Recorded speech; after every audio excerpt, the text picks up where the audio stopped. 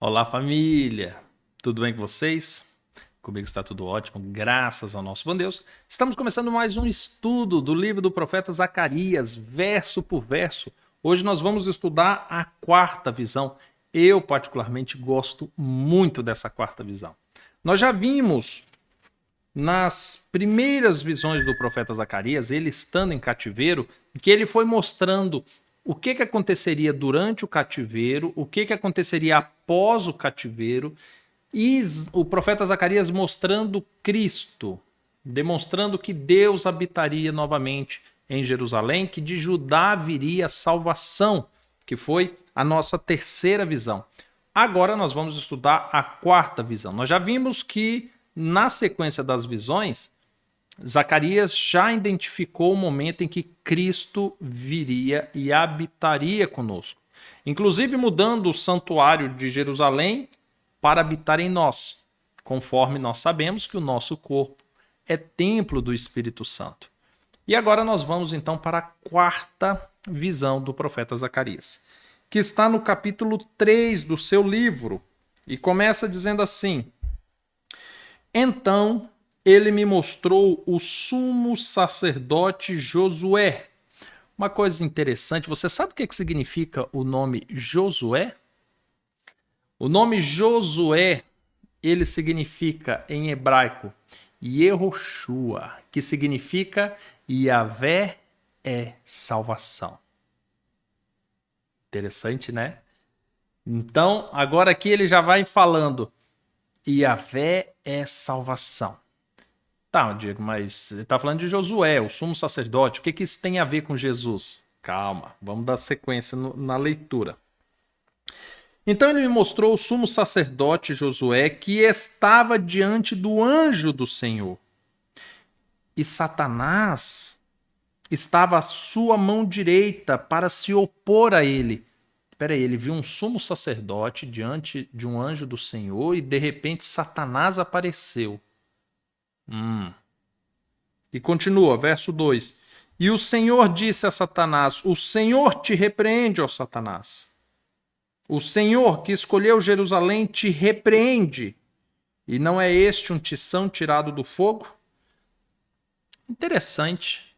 Porque assim que Jesus ele é batizado e que a presença do Senhor se manifesta ali no Jordão, Jesus vai para o deserto. E quem que aparece no deserto para se opor a ele? Satanás.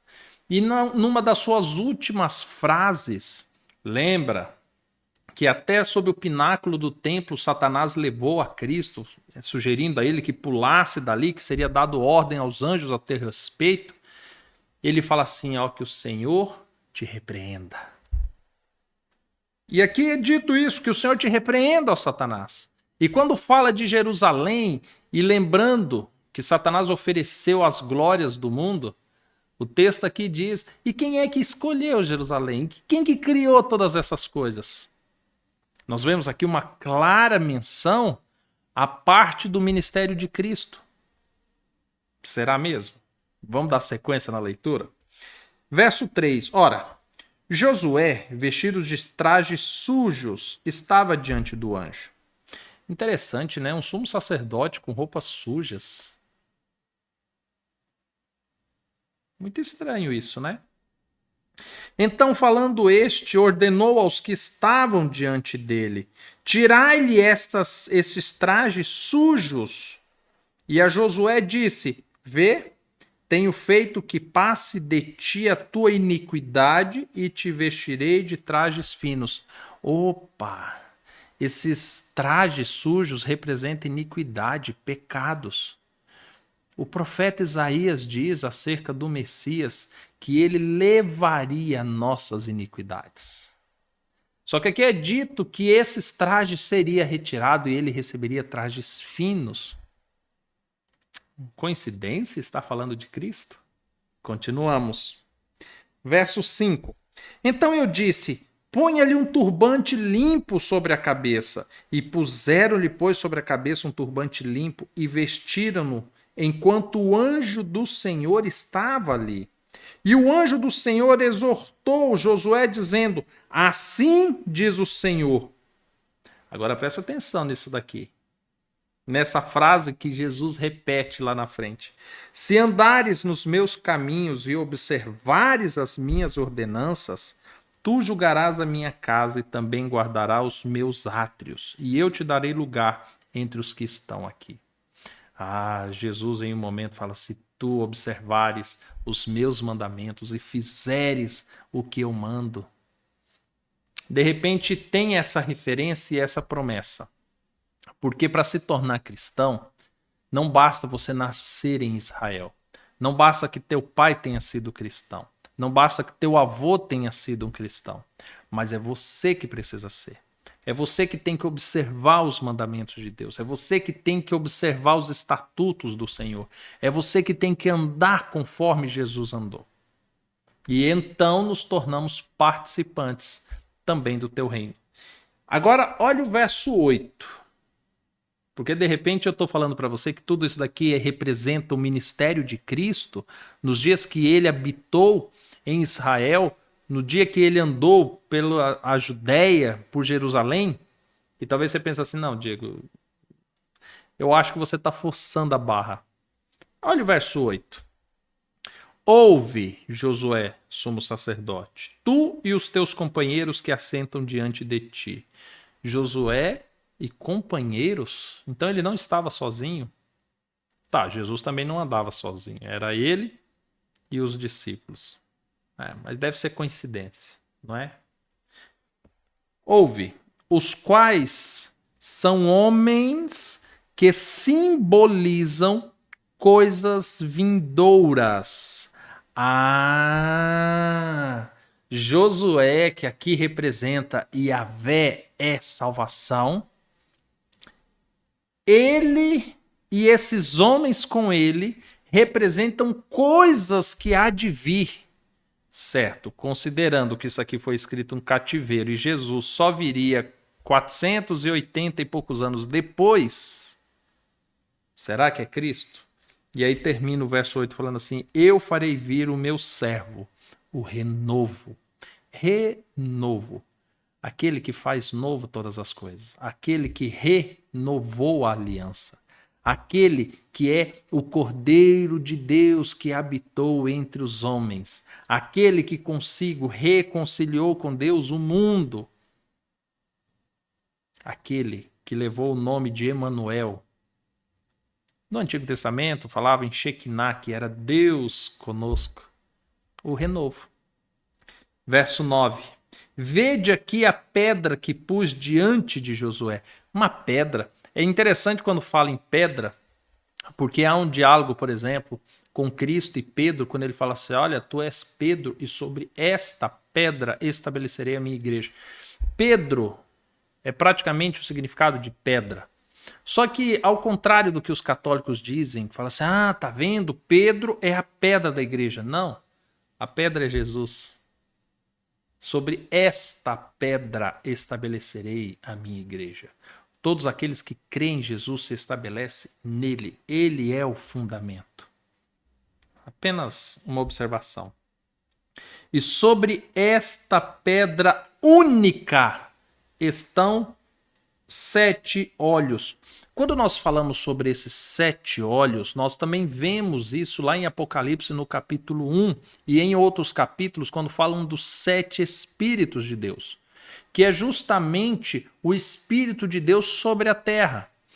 E Jesus diz que esse Espírito do Senhor viria na condição de Consolador e ele estaria conosco até a consumação dos séculos. E aqui diz que esta pedra, Jesus, ele vem com esses espíritos, com esses 7 espíritos que representa o Espírito do Senhor. E esculpirei a sua escultura.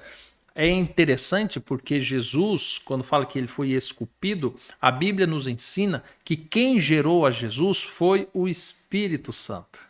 Jesus nasceu de uma virgem, ou seja, todo o processo da fecundação e tudo conforme nós conhecemos, não se aplicou a Jesus. Quem o esculpiu foi o Espírito Santo. Olha como o profeta Zacarias estava tendo uma visão incrível acerca do que viria a acontecer. Diz o Senhor dos Exércitos, e tirarei a iniquidade dessa terra num só dia. E não foi isso que aconteceu? No dia em que Cristo foi morto na cruz?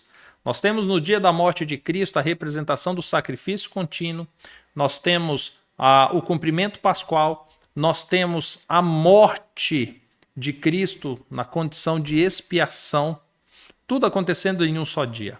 O véu do templo se rasga, não havendo mais separação entre o lugar santo e santíssimo, expirando o sacrifício contínuo que era realizado naquele lugar.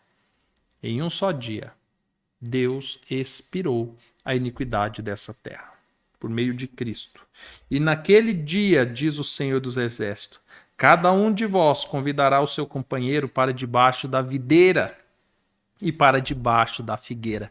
E era exatamente o que acontecia. Quando Cristo estava aqui nessa terra, ele falava às multidões e as pessoas vinham e chamavam os seus companheiros e se assentavam debaixo das videiras e das figueiras para ouvir o mestre falar. E muitos diziam, quem é capaz de falar como esse?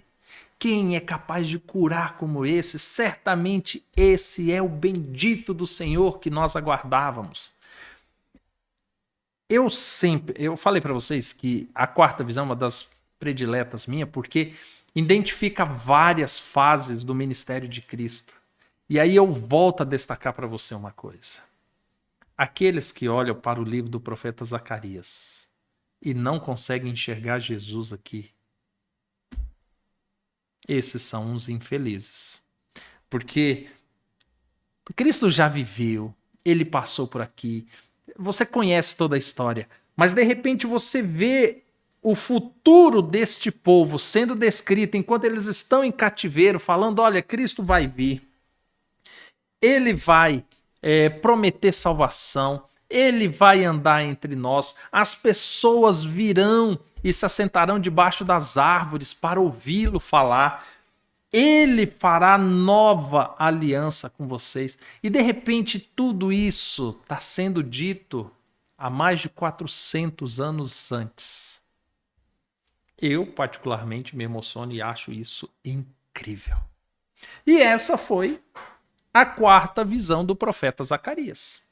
Eu, particularmente, gosto muito. Eu fico muito feliz de conseguir compreender como Deus apresentou Jesus, utilizando um símbolo, o sumo sacerdote da época, Josué, seus companheiros, deixando bem claro que Jesus não andaria sozinho e que ele traria salvação. Louvado seja Deus por isso. E eu louvo a Deus pela sua vida, porque eu tenho certeza que você compreendeu aí também. Se você está estudando a Bíblia igual eu, assistindo esse vídeo com a Bíblia aberta, eu tenho certeza que você grifou um monte de coisa aí. Porque certamente é um estudo muito gostoso, muito prazeroso de se fazer. Eu espero que Deus te abençoe. Já vou lembrar você, curta esse vídeo, se inscreva no canal se você ainda não é inscrito. A quinta visão, ela vai mexer muito com algumas coisas do Apocalipse. Eu tenho certeza que você vai gostar muito. E nós nos veremos, então, num próximo vídeo. Fiquem todos com Deus. Até mais, tchau, tchau.